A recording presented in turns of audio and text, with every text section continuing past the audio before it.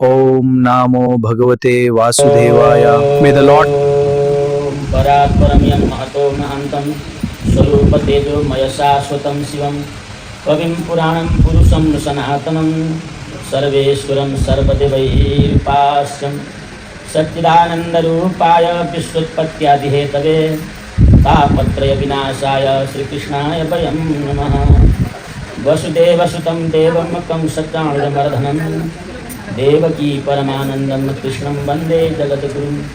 श्रीमते सर्वविद्यानां प्रवाय सुब्रह्मणे आचार्याय मुनीन्द्राय निम्बारकाय नमो नमः। वाञ्छाकल्पतरुभ्यश्च कृपा सिन्धुभ्येव च पतितानां पावनेभ्यो वैष्णवेभ्यो नमो नमः।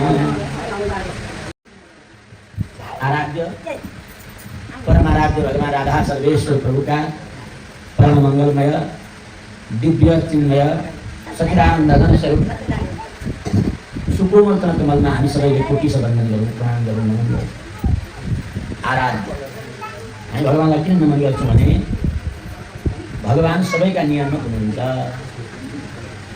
नियमन गर्ने पनि शासन गर्ने नियन्त्रण गर्नेवाला हुनुहुन्छ। सबैभन्दा माथि हुनुहुन्छ, सबैभन्दा सर्वज्ञ हुनुहुन्छ, सबैको अभिभावकत्व ग्रहण गर्नुहुन्छ, सबैका वन्दनीय हुनुहुन्छ, संसारका पिता हुनुहुन्छ। यस कारण हामी भगवानलाई के गर्छौँ? नमन गर्छौँ। यस कारणले भगवानलाई पहिला हामी वन्दन गरौँ, नमन गरौँ, स्तुति गरौँ, प्रार्थना गरौँ। वन्दे कृष्णं गुणातीतं परब्रह्मच्युतं यतः आविर्भवं प्रकृति ब्रह्मा विष्णु शिवादयः। हामी भगवान त्रिगुणभन्दा पनि पर, त्रिगुण भनेको सत्वगुण, रजगुण, तमगुण, तिनै गुणभन्दा पर बस्नेवाला भगवानलाई हामी नमस्कार गर्छौँ। त्रिगुण भनेको सात्विक गुण हुन्छ, राजसिक गुण हुन्छ, तामसिक गुण हुन्छ। सात्विक गुणको मान्छेहरू ज्ञानी हुन्छ, रिसाउँदैन, धम्किँदैन, फन्किँदैन, तोड्दैन, ढाँट्दैन, अरूलाई दुःख दिँदैन, अरूलाई कष्ट पुर्याउँदैन। यो सात्विक गुण हुन्छ। राजसिक गुण त्यो अलिअलि सत्वगुण पनि छ, अनि त्यही रजोगुण, अन्त अलिक तामसिक वृत्ति, रजोगुणात्मक वृत्ति पनि छ। यो मध्यम मार्ग, त्यसलाई भन्छ रजोगुणवाला। तमोगुणवाला बिल्कुल सात्विक भावना छैन, अरूलाई कुट्यौँ, दुःख दिउँ, कष्ट दिउँ, ठेस पहुँचाउँ भन्ने भावनाको मान्छे हुन्छ। बिल्कुल तामसिक, राक्षसी पनि, काट्ने, मार्ने, हिंसा गर्ने, दुःख दिने, अरूमाथि अन्याय गर्ने, दमन गर्ने, मनले पापै मात्रै चिताइरहने, त्यो तामसिक हुन्छ। यो तिनै गुण हामी मान्छेका हुन्छौँ। यो तिनैवटा गुण भगवानमा कहिले हुँदैन थियो, याद गर्नु। अन्तर भगवानमा तिनटै गुण हुँदैन। सत्वम रज तम इति गुणा प्रकृति सम्भवा, गीता। सत्वगुण, रजगुण, तमगुण, एक गुण प्रकृतिका गुण भगवानका होइन। तर यो तिनटै गुणभन्दा माथि भगवान हुनुहुन्छ। वन्दे कृष्णं गुणातीतं। गुणातीत भनेको टाढा, अतीत भनेको टाढा, गुणातीतं अति धेरै टाढा हुनुहुन्छ भगवान यो गुणभन्दा, जसबाट ब्रह्मा विष्णु महेश्वर प्रकट हुनुहुन्छ। वन्दे कृष्णं गुणातीतं परब्रह्म, परब्रह्म हो जो अच्युत हो, जो कहिले समाप्त हुँदैन, कहिले नाश हुँदैन। वन्दे कृष्णं गुणातीतं परब्रह्मच्युतं यतः परब्रह्म हो। आविर्बभूव प्रकृति, क्या भन्छ?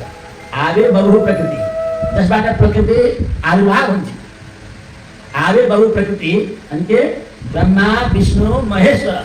ब्रह्मा विष्णु महेश्वर स्वयं प्रकृतिमै जसबाट पैदा हुन्छन्, त्यस्ता परात्पर सच्चिदानन्द घन ब्रह्म भगवानलाई म के गर्छु?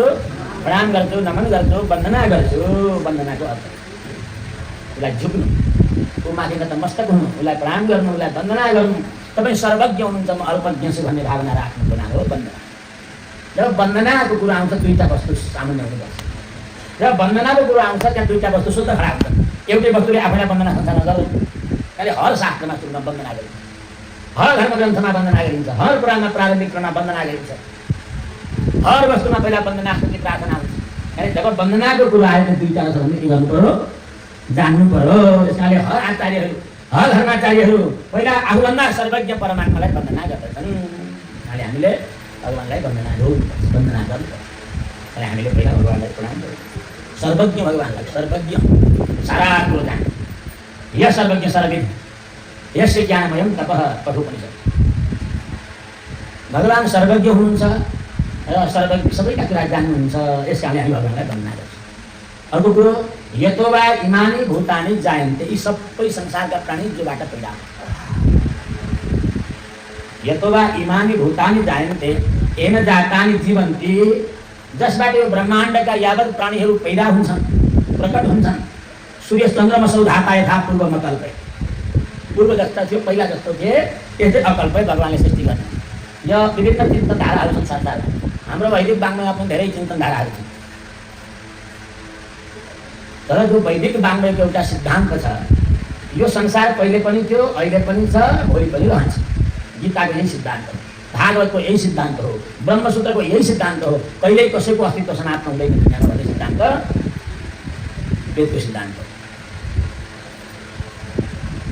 गीतामा भगवान भन्नुहुन्छ प्रकृतिम पुरुषम चैव विद्या नादि उभावती, प्रकृति र पुरुष अनादि हुन्, कहिले कसैको नाश हुँदैन।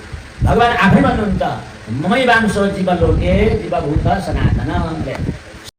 गोविन्द जय जय गोपाल जय जय गोविन्द जय जय गोपाल जय जय गोविन्द जय जय गोपाल जय जय गोविन्द जय जय गोपाल जय जय राधा रमण हरि गोविन्द जय जय राधा रमण हरि गोविन्द जय जय राधा रमण हरि गोविन्द जय जय राधा रमण हरि गोविन्द जय जय गोविन्द जय जय गोपाल जय जय गोविन्द जय जय गोपाल जय जय गोविन्द जय जय गोपाल जय जय गोविन्द जय जय गोपाल जय जय राधा